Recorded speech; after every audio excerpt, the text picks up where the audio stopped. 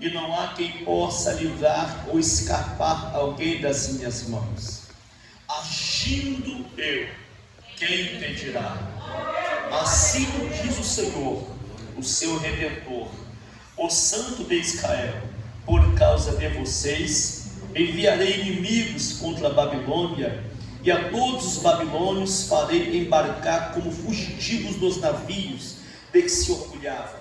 Eu sou o Senhor, o Santo Deus de vocês, o Criador de Israel, o seu Rei. Assim diz o Senhor, que preparou um caminho no mar, uma vereda nas águas impetuosas, que fez sair carros de guerra e cavalo e exército e a força. Eles jazem ali e jamais se levantarão, estão extintos, apagados como um pavio. Não fiqueis lembrando das coisas passadas, nem penseis nas coisas antigas, porque eis que eu faço uma coisa nova. Quem vai agora por esta palavra, tome seu assento, por favor.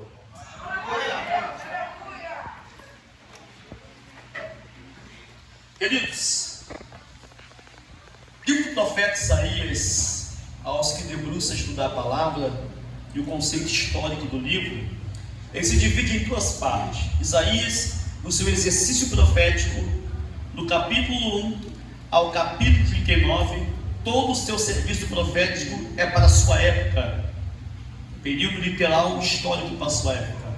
Mas a partir do capítulo 40, todo o seu serviço e exercício profético são profecias que ainda vão acontecer.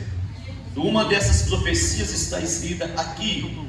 A prova disso é que essa profecia, ela aponta para a Babilônia, porque o versículo 14 é escrito literalmente o nome Babilônia. Mas a construção deste capítulo é bastante interessante. Se você pega Isaías 43, no seu versículo 1, diz: mas agora assim diz o Senhor, que criou Jacó, mas que formou Israel. Perceba que o texto aqui começa tratando de identidade. Deus cria porque Deus é criador, e todos são criaturas dele. Porém, formar fala de identidade. Eu criei, ó Jacó, mas formei Israel. Essa transição de nome de Jacó para Israel acontece no Val de Jaboque. Você sabe muito bem que Deus tinha falado, Deus tinha aberto a madre da esposa de Isaac, Rebeca. Ela sentiu dores e foi consultar o Senhor, e o Senhor disse lá em Gênesis capítulo 25, que dela sairia duas nações, e que uma seria maior que a outra. Você também sabe que, insistindo pela mãe, Jacó engana a seu irmão, pega a bênção, vai para Padã-Arã e fica ali por 21 anos. Ele vai casar com Raquel, vai casar com Lia, mas lá em Gênesis, a partir do versículo 30, o Senhor disse a Jacó: tu retornarás à sua terra. E aí há uma problemática, porque retornar à sua terra é resolver um problema inacabado lá para trás, que ele não queria resolver, que é se encontrar com seu irmão.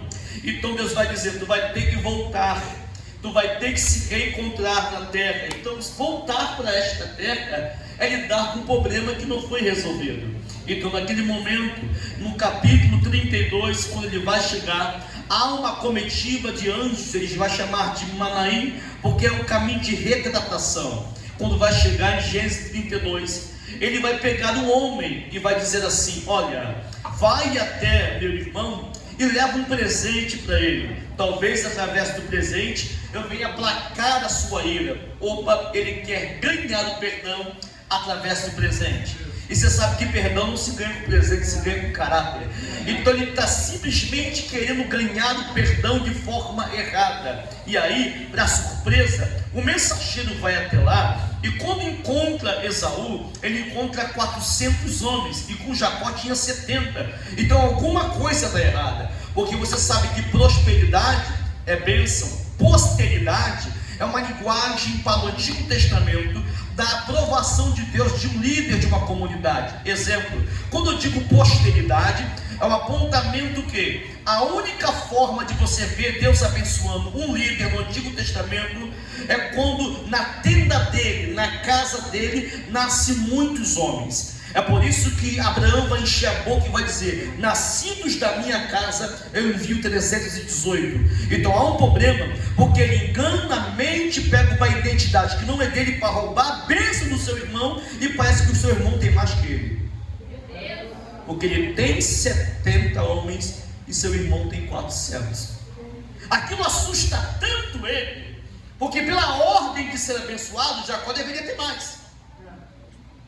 Não foi por isso que ele enganou? Não foi por isso que ele mentiu? Que pegou uma identidade que não era dele? E por que o irmão tem mais homens do que ele? Isso abala tanto ele, que ele pega a sua casa, divide em duas partes e vai orar ao Senhor, dizendo: Deus, cadê as promessas? Tu me prometeu. Mas irmão, Deus precisa que você engane alguém para te abençoar? Deus precisa que você roube a identidade de alguém para te abençoar? Deus está no meio da mentira? Então claramente a bênção ficou retida por causa de uma retratação. Então naquele momento Deus falou assim: o rapaz não entendeu nada, 21 anos não mudou ele, vou ter que se encontrar com ele no Vale de Jaboque, eu vou ter que pessoalmente tratar disso aí. Então naquele momento o texto vai dizer que ele vai passar a esposa, vai passar os filhos, passando tudo que ele tinha. Quando ficou só, o anjo apareceu, porque o problema não era a esposa, não eram os filhos, não eram os homens, era ele. Deus tinha que tratar com ele primeiramente.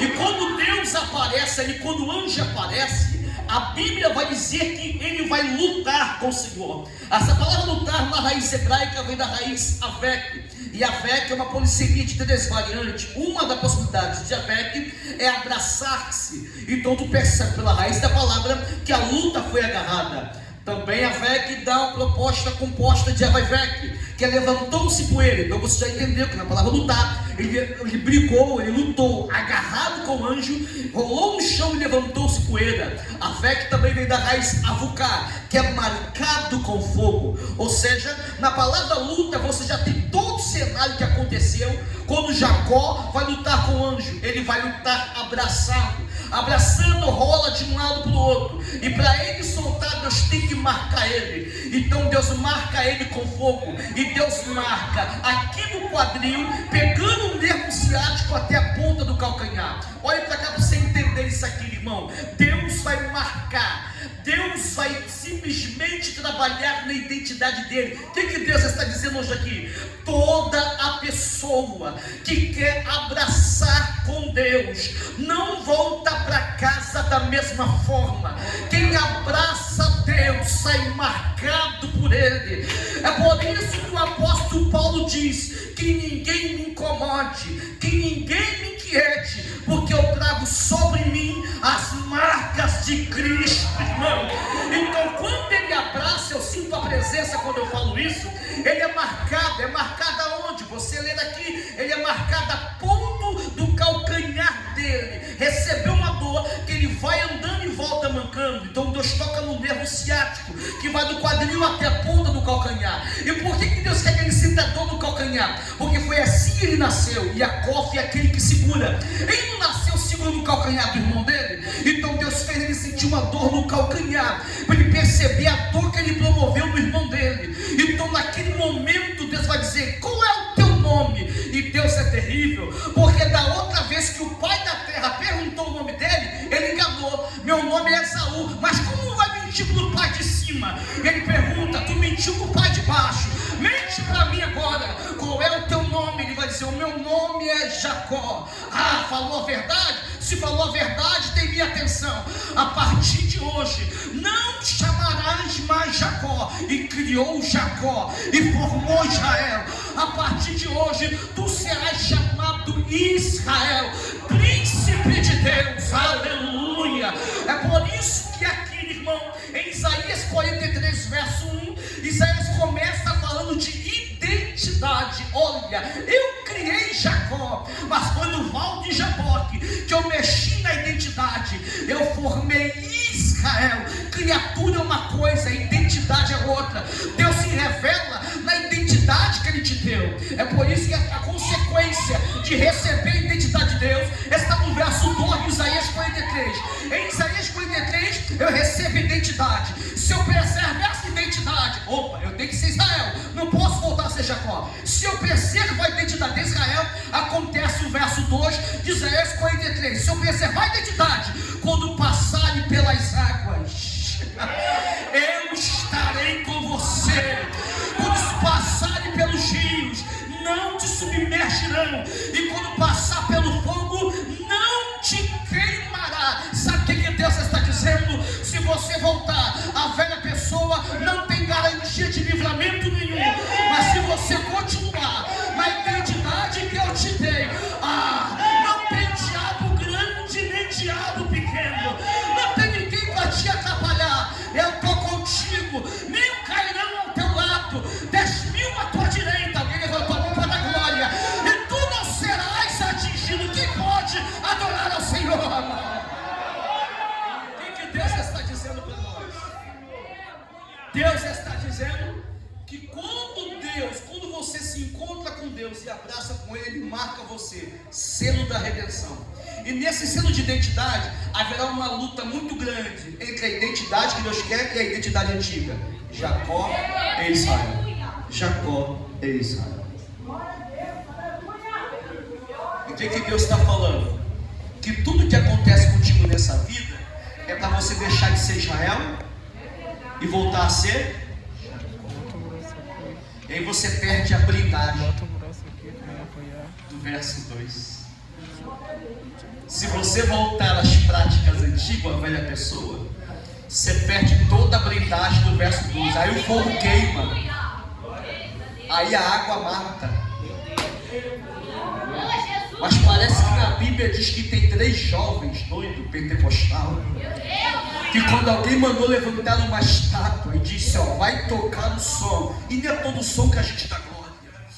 Quando tocar a buzina, tu vai ter que se curvar. Quem não se curvar, eu vou jogar na fornalha. Fala o seguinte: olha, nós não vamos dobrar diante. A gente tem uma identidade, e na nossa identidade nós só nos curvamos ao único Deus, o Deus de Abraão, Deus de Isaac e Deus de Jacó. Agora olhe para cá e colhe, mas eu vou aquecer 7 vezes mais. Não, se eu preservar a minha identidade, pode aquecer 7 vezes mais. Eu tenho uma notícia para te dar, Nabucodonosor. Olhe para cá para você entender isso aqui que eu estou falando de Babilônia. Eu tenho um negócio para te falar. Ainda que Deus não nos livre, eu vou entender que o nosso tempo foi cumprido na terra. Mas se o meu tempo não foi cumprido na terra, pode aquecer 10, 15, 20 vezes mais. Porque se Deus quiser, nem o fogo da tua fornalha vai mexer conosco. Alguém levantou a mão para adorar o Senhor. A Bíblia vai dizer, irmão, que quem lançou eles morreram, mas quando eles desceram, Deus chegou primeiro. Deus não é quarto homem, Deus é o primeiro homem da fornalha. Quando foram lançados, quem estava guardando eles? O Senhor. Pode entrar. Por quê, irmão? Porque fogo é coisa de Deus, irmão. Está lá em Deuteronômio capítulo 4, versículo 15. Quando eu falei convosco, eu falei no meio do fogo. Vocês viram eu no meio do fogo. Se alguém te joga no fogo, o ambiente dele, e o ambiente dele não te mata, ele te eleva a uma intimidade maior. Levante a tua mão para cima. Eu profetizo hoje aqui, tudo que aconteceu contigo essa semana, esse mês, quando você voltar a velha pessoa, intrigado você, perseguindo você, te caluniaram, Satanás falou, agora vai voltar a ser a velha pessoa, vai perder a identidade, mas para a derrota do diabo, tudo que aconteceu foi para te arrancar da presença. Mas olha você aqui, aleluia, olha você aqui levantando a mão e adorando ao Senhor. Tem gente dando glória, eu ouço glória a Deus lá atrás, aqui na frente também, irmão. Aleluia.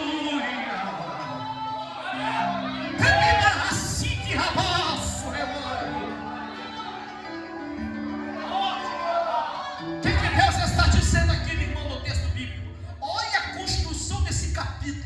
Olha onde Isaías está entrando, irmão. Vou falar do cativeiro babilônico. Ele está dizendo o seguinte: Israel, se vocês perderem a identidade, eu sou obrigado a vos disciplinar como o pai disciplina o filho. Tem coisa que na vida do crente não é o diabo, é a vara de Deus. Non sui precomenência, nele façui de prominência técnica. No canto e bramaço e alaxa banariada e quebra. Derraçando de premência terra de Rabarabáquia. Pastor Santo, mas a revelação da paternidade, ela é do novo. Não. Isso chama-se revelação progressiva na teologia. Ela é clareada no novo, mas a raiz é antiga. Se você pegar aqui Êxodo 4:22, diga a Faraó que Israel é meu filho. Se tem filho, tem pai. Lá em 2 Samuel 7:12, Davi, quando seus dias se cumprirem na terra, fique tranquilo, e você dormiu com teus pais, aquele que vai vir de você, o teu descendente, que vai construir o templo, não ficará sozinho, eu serei por pai dele, e ele me será por filho. Malaquias capítulo 3, Deus não começa com dízimo, Deus começa com paternidade. Antigo Testamento, Malaquias 1:6, se eu sou o pai, cadê a minha honra? Então a revelação é no antigo, ela vai se progredindo, vai se clareando no novo. Quando alguém pergunta para Jesus assim, nos ensina a orar, Senhor, qual a oração padrão? Deus de Abraão, de Isaac, de Jacó. Aí Jesus, não, eu queria ser pai de vocês desde o Antigo Testamento, e você só abraçou a divindade, não abraçou a paternidade. Mas eu vim dizer que o relacionamento que o meu pai quer ter com vocês não é só de Deus e servo, é de pai para filho. Então a oração é essa: Pai nosso que estás no céu, santificado seja o teu nome. Ei, alguém deu glória a Deus lá atrás, aqui na frente também. Então o que Deus está dizendo hoje aqui, pastor Santo? Eu queria que você virasse para alguém e dissesse assim, há um processo na tua vida que é necessário. Não é o diabo. O diabo já perdeu acesso à tua vida há muito tempo. De calácia, andaia.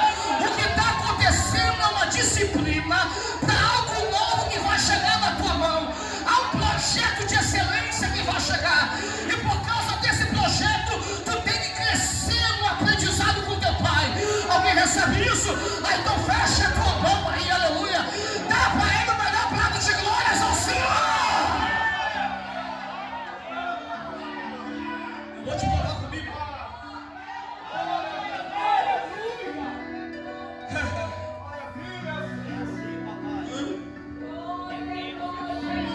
Eu estou te dizendo que nada mudou do antigo ao novo, nosso Deus é o mesmo.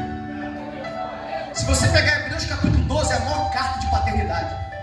Ele vai dizer a partir do versículo 6, ele começa o verso 1 dizendo: vós estão rodeados diante de uma nuvem de testemunha. Aí ele começa o verso 1 dizendo isso. Aí no verso 5 você vai dizer: mas não lembrai vós que eu sou o pai. E qual é o pai que não corrige o filho que ama? O que ele está dizendo? Ele está dizendo que há muitas pessoas olhando para você. Exemplo bíblico: quando o teu filho está correndo numa rua ou numa festa cheia e ele faz alguma besteira, ninguém vai perguntar qual é o nome dele, vai perguntar quem são os seus. Mas quando o filho teu, diante de uma nuvem de testemunha, faz alguma coisa boa, que deixa todo mundo bobo, algo magnífico, ninguém pergunta o nome dele. As pessoas perguntam quem são os seus. Então Hebreus 12 é assim: olha, meus filhos, o comportamento de vocês diante de uma nuvem de testemunha vai enaltecer o meu nome. Quando alguém perguntar quem são esses aí, é filhos do Deus Altíssimo. Aleluia. Então, irmão, preste bem atenção. Lá no Antigo Testamento, toda vez que Israel largava a identidade que não deveria largar e errava, Jeová pegava a vara e entregava eles na mão dos inimigos. Eu vou mexer contigo hoje aqui. Eu vim com vontade de pregar. No segundo tempo que eu tenho aqui, eu vou ir. Irmão, olha o versículo 14. Eu sou o redentor, ou seja, quem salva sou eu. Por causa de vocês eu enviarei inimigos. Quem é que envia inimigo? É ele também. Dá para você entender o Deus que envia o inimigo? Mas não envia o inimigo para te matar. É um processo de aprendizado. Eu vou te provar com Bíblia. Satanás não tem autonomia na nossa vida. Viste o meu servo Jó? Ele tem autonomia para quem é filho, que é criatura ainda. O filho quer ter, alguém bate nele? Alguém disciplina ele no seu senhor? Quando o senhor bota de castigo, eu tiro? Não, quer você é o pai. Os meus filhos, quem tira o castigo sou eu. Deus é a mesma coisa. Se é filho dele, está vendo meu servo Jó? Satanás, estou vendo. Ele é assim por causa disso. Por que ele é assim? Tu cercou Jó com seus bens, cercou a tua família e cercou tudo que ele tem. Ele está protegido, não tem como tocar nele, porque pai protege. Ele falou assim: diabo, eu vou tirar a cerca para tu tocar, mas não toca lá, meu filho continua meu. Então aqui Deus está entregando as duas tribos do reino do sul aos babilônios por causa de um processo, porque eles largam a identidade de Israel. Qual é a identidade de Israel? Era um mundo politeísta de muitos deuses. Qual é a identidade de Israel? Adorar somente a um. Mas quando Israel adorava outros deuses, Deus pegava a vara, entregou eles a uma disciplina, a um castigo. Deus bota de castigo, bota. E quem determina o tempo do castigo é o Pai. Ele falou: esses castigos é de 70 anos. Nem um dia mais, nem um dia menos. Eu vou botar eles num processo de aprendizado comigo, que nunca mais errarão desse tipo, por causa da coisa nova que eu vou entregar. O projeto é com tanta excelência que o processo é desse jeito. Não me assume como a nebra, como a raia. Eu vou gerar um aprendizado nesse processo, que eles vão entender o que eu quero da vida dele. É muito maior do que eles pensam. Aí é 70 anos. Meu irmão. Só que antes disso, para Deus falar disso tudo, ele fala da criação. Isaías é terrível, que ele vai dizer o seguinte: ele começa falando de identidade. No verso 14 ele fala da Babilônia, por eles foram enviados. Isaías estava profetizando 150 anos antes do acontecimento. E no versículo 13 ele vai dizer, versículo 13: antes que houvesse dia, eu sou. O que tem a ver Babilônia, identidade, com a criação de Gênesis 1? Porque o dia é criado no verso 5. Então o que Deus está dizendo, que o que vai acontecer aqui é a mesma coisa que aconteceu do verso 1 ao verso 4 de Gênesis 1. Antes do dia ser criado, antes que houvesse dia, eu sou. E não há quem possa escapar da minha. Isaías está dizendo, Deus está fazendo com Babilônia como fez na terra da criação, do verso 1 ao verso 4, porque o dia só acontece no verso 5. O que acontece do verso 1 ao verso 4? Quando você pega lá o verso 1 ao verso 4, vai dizer que no princípio criou Deus o céu e a terra. E a terra ficou sem forma, sem o que, irmão? Eu te criei, Jacó, e te for se perder a forma. Eu vou melhorar para você. A terra ficou sem forma e vazia. Na raiz hebraica aqui é tohu. Por isso que algumas traduções está escrito caótica. Essa é a parte mais próxima do original. Só que tem um contraponto de Isaías 43, pastor, com Isaías 45, 18. Porque Isaías 45, 18 vai dizer que Deus não criou a terra para ser um caos, criou para ser habitada. Se a terra não foi criada para ser um caos, mas para ser habitada, o que tem caos lá na terra, lá do verso 1? Porque a palavra tohu só é usada 3 vezes na Bíblia. E toda vez que Deus usa tohu, é para disciplinar alguém que perdeu a forma. Sabe o que Deus está dizendo? No princípio criou Deus o céu e a terra. Por isso que ele falou, antes que houvesse um dia, eu sou. Eu vou tratar de Israel, que perdeu a forma, da mesma forma que a terra perdeu a forma. No princípio criou Deus o céu e a terra. E a terra ficou sem forma e vazia, quebrada. Havia trevas sobre a face do abismo, mas o Espírito de Deus se movia sobre a face das... Olhe para cá. quando você perde a forma, alguém quer andar contigo? Não. Porque o ser humano trabalha mais com o resultado do que com a identidade. Aqui Deus quer trabalhar com identidade e não com o resultado. Porque na identidade o resultado chega.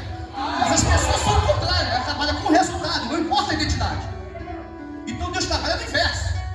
Mas se perde a identidade, perde a forma, Deus tem que disciplinar. Porque o projeto fica parado, perdeu a identidade. Então Deus está dizendo o seguinte: no dia que você perder a forma, vou te mostrar quem é teu amigo e quem não é. No dia que você se está vazio porque o dia foi cheio, no dia que você esvaziar e não ter mais nada para oferecer, quero ver alguém estar contigo. No dia que a terra quebrar e você andar quebrado, quero ver andar contigo. Todo mundo quer andar com gente cheia, inteira, não com gente quebrada e vazia. Mas sabe qual é o momento que você percebe quem está contigo? Não é quando você está cheia, é quando você está vazio e quebrado. Quando você está vazio e quebrado, as pessoas têm a mania de achar que você é descartável. Quebrou, joga fora, pega outro, não é assim. Esvaziou, pega outro, não é assim. Deus não, está quebrada, mas é minha. Está vazia, mas é minha. Está sem forma, mas é minha. Eu não vou jogar fora, não, eu vou trabalhar no quebrado. Aí eu queria que você segurasse a mão dessa pessoa e diga para essa pessoa: a tua família pode estar até quebrada, pode estar até vazia, mas ela tem dono. Ninguém vai tocar nela, ninguém vai jogar fora. Deus vai trabalhar na vida dela. O que perdeu a forma vai voltar a ter forma original. O que está quebrado vai ser restaurado, vai ser voltar a ser inteiro. Ai, eu vim demora, Deus ali atrás. Quem está vazio, Deus faz assim, chega a sua glória. Como é que Deus faz isso, pastor Sam? O Espírito desce nas águas para consertar a terra sem forma. Algo aqui que é meio complexo. Porque se o problema é na terra, por que tem que mexer na água?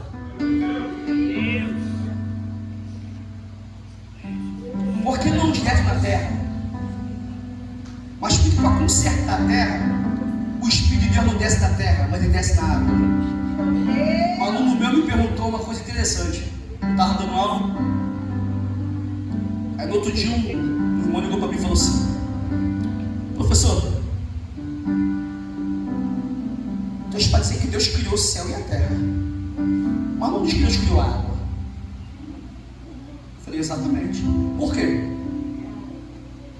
Quando Isaías vai dizer, vou voltar a explicar, antes que houvesse dia, eu sou, ele está falando do tempo, porque o teu Deus não é temporal, ele é atemporal. Ele cria o tempo sendo atemporal, quer dizer que Deus cria o princípio que não existia princípio. Deus cria o começo porque não havia começo, ele antecede o começo, ele cria o tempo porque ele está antes do tempo. Ele é atemporal e criou o tempo. Então, quando o ateu diz que Deus não existe, ele está quase certo, porque existe uma ideia daquele que nunca houve e passou a ser, e Deus não existe, Deus é.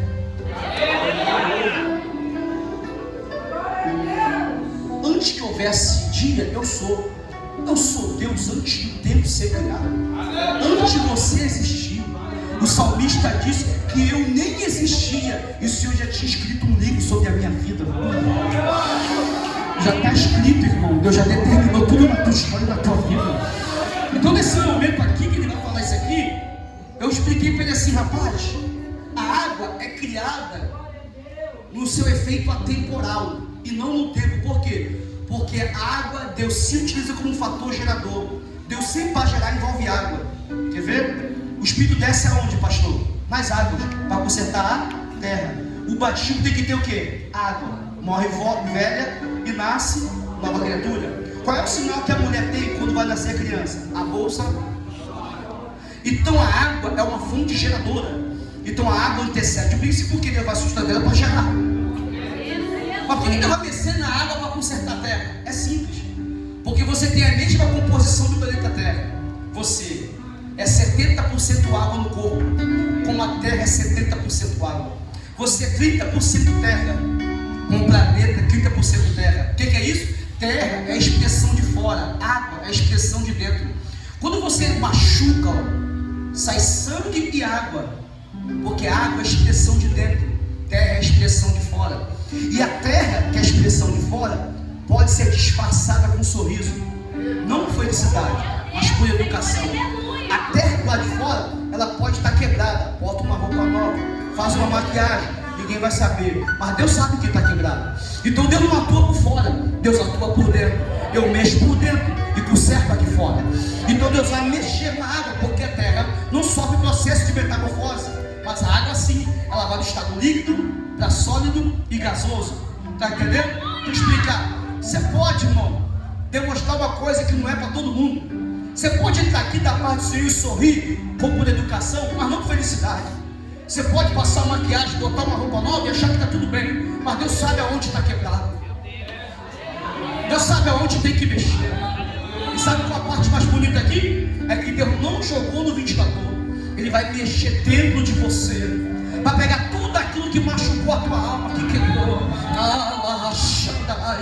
e botar tudo no seu devido lugar. Só que eu tenho uma revelação para te entregar. O Espírito move. Repita comigo: moveu. Mais alto: moveu. Diga: movimento do Espírito. A palavra mover vem da raiz hebraica meraheft. Meraheft é uma palavra de 3 variantes. Uma delas é agitar o que está parado. A segunda, que trono em movimento. E a terceira, uma galinha que desce para chocar e dar vida. Primeiro ponto: quando Deus vê uma terra quebrada, Deus agita o que está parado para começar a restauração. Eu não entendi.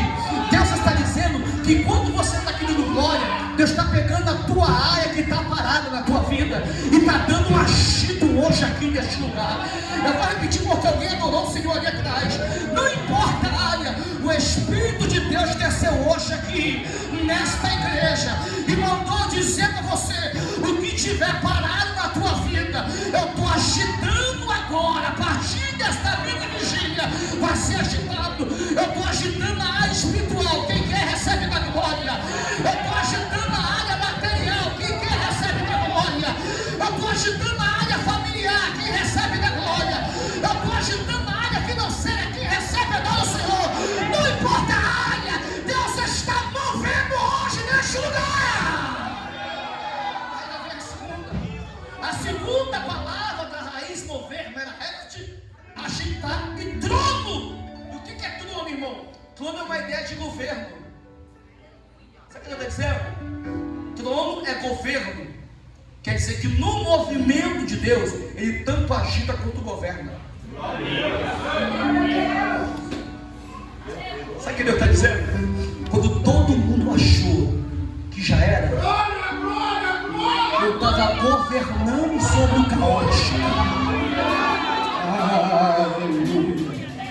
Quando todo mundo achou que já era, que não tinha mais possibilidades, que você não ia chegar a lugar nenhum, porque era visível, tu andava quebrado, tu andava vazio, errando, quem olhou disse: já era, nem Deus mude sair. Eu falo: calma aí, que o meu Espírito vai descer nas águas hoje aí nesse lugar. Ele está dizendo: eu estou governando sobre a tua vida, mesmo você achando que não há governo nenhum. Eu governo sobre o quebrado, eu governo sobre o caótico, eu governo sobre aquilo que você não governa. É por isso que o profeta Isaías começou o livro dizendo: no ano que morreu o rei Uzias, eu vi o Senhor sentado sobre um alto sublime trono. Por que ele começa assim? Porque se o rei está morto, o trono está vazio. Então Isaías está dizendo: aqui embaixo pode ter trono vazio, desgoverno, mas lá em cima ele nunca saiu do trono, ele governa ainda. Aleluia! Falado disso aqui, ele vai dizer uma coisa. Ele vai dizer assim: pastor, eu estabeleci um tempo de aprendizado, num ato disciplinar, que todo mundo não sabe, mas naquela situação que nós passamos, era eu que estava dando a ele um processo disciplinar, por causa do aprendizado necessário, por causa do peso do projeto.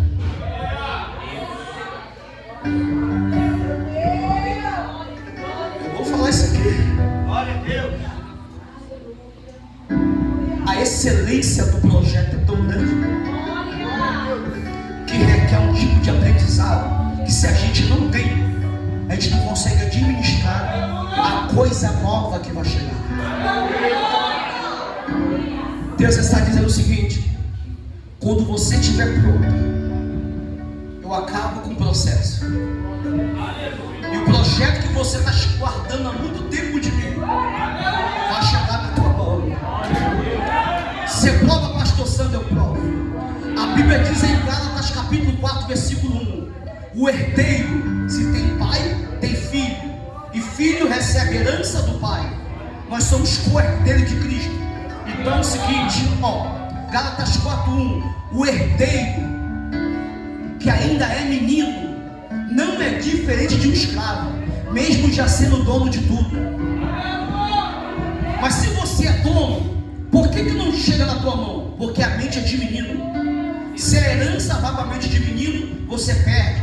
Por que você acha que o filho pródigo perdeu herança? Herança na mão de menino se perde. Ele tem que trabalhar na nossa vida para entregar a herança. E quando eu não entendo esse processo, eu boto a culpa, irmão, eu boto a culpa nos outros. Mas o processo é Deus e eu. É eu, Senhor, e ninguém tem nada a ver com isso. É por isso que Deus tinha um projeto tão grande na vida de José, que foi necessário que ele passou. Ele é vendido pelos irmãos. E se eu não entendo o processo, eu faço o que José fez. A culpa é dos meus irmãos, porque eu fui vendido. Eu fui jogado no poço. A culpa é dos meus irmãos, porque eu não estou entendendo o processo. Eu sou caluniado na casa de Potifar. A culpa é dos meus, porque eu não entendo o processo. Eu fui levado para uma prisão. A culpa é dos meus. Só que de 17, menino, com 39 anos ele entendeu. Porque das 7 vacas gordas, que é a prosperidade, os irmãos só aparecem no segundo ano da vaca magra. Então ele tem 39 anos. Com 39 anos, a herança já está na mão, porque ele teve o que? Amadurecimento mental. E quando os irmãos brotam na frente dele, os irmãos dizem assim: olha, a gente quer te pedir perdão, porque a culpa é nossa. Ele falou: a culpa não é de vocês não. Não foram vocês que me trouxeram aqui, foi Deus que me trouxe até aqui. Era necessário passar por isso para chegar na posição que eu estou hoje aqui. Segura a mão de alguém que está ao teu lado e diga para essa pessoa: há uma posição aí que você vai pegar. Há um projeto grande que vai chegar na tua mão. E tudo isso que você está passando é um processo de aprendizado. Calma aí que já vai parar. Já vai chegar na tua mão. Quando você estiver pronto, não tem diabo que vai prender o que Deus vai liberar para a tua mão.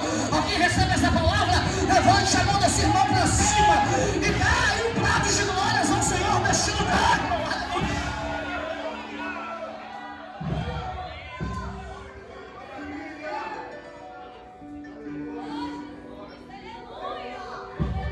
Para o povo de Judá e Benjamim aprender, demorou 70 anos, pastor, mas aprendeu.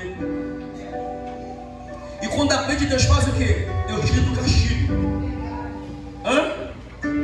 Pegou, chefe? E dá herança. Sai. E aí quando chegou o tempo de sair, não tem ninguém que te prenda lá. É porque ele falou para Faraó: deixa meu filho sair. Não é teu, é meu. Se você não deixar o meu filho sair, eu toco no teu, mas no meu tu não toca. Acho que não é. Êxodo 4:22. Eu vou caminhar para a revelação final aqui agora. Olha como é que é estranho as coisas. Às vezes o processo é estranho, porque Deus leva o povo para a Babilônia, pastor, para ser disciplinado. E agora disciplina a Babilônia porque eu estou com o filho dele. Eu enviei vocês para a Babilônia e estou enviando inimigo contra a Babilônia para tirar vocês de lá. Quando eu tirar vocês de lá, esquece das coisas passadas. Não deixe o passado comprometer o projeto de hoje. Quando eu vos tirar de lá, essas lembranças que tiram o teu sono não vão mais tirar o teu sono. Essas lembranças que fazem você chorar de madrugada não farão você chorar novamente. Porque quando eu tirar você desse processo, uma coisa nova eu vou fazer. E o que eu vou fazer é tão surpreendente que se Satanás tentar lembrar do teu passado, tu vai dar glória por tudo que você passou. E se você tiver que chorar, é para chorar de alegria. Aleluia. Eu não sei se você acredita, irmão, mas tem muita gente que o processo está acabando esse mês. Eu vou repetir de novo.